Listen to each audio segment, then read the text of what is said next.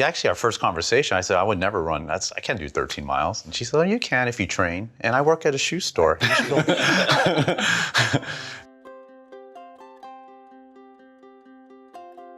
My daughter was coming in town and she was looking for some macarons, and her review today was for a place that sold macarons.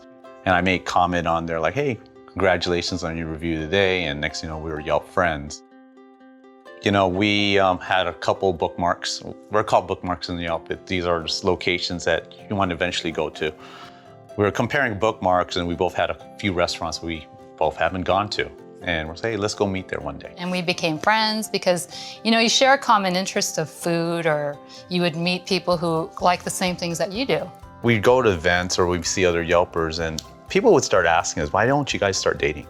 It came to a point that we decided, like on April Fools, to make it seem like we got married. I would check into Jared's. Some people would even comment, like, just ask her already, you know? And then on April 1st, we both checked into a chapel.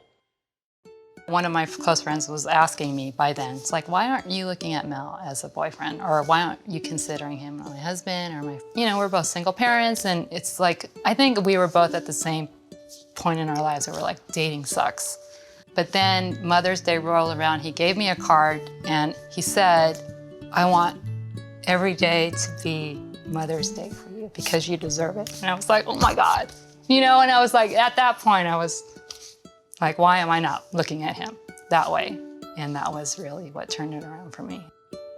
You know, if I say we met on Yelp, then you gotta explain what that is and how did that happen? And yeah, I actually joke about it. I mean, when I joke about when people ask, how did you guys meet? I always say we met online, you know. Because people aren't aware of that whole social aspect and how that can, you know, lead to relationships, not like friendships. And we don't see it as anything odd or weird, you know.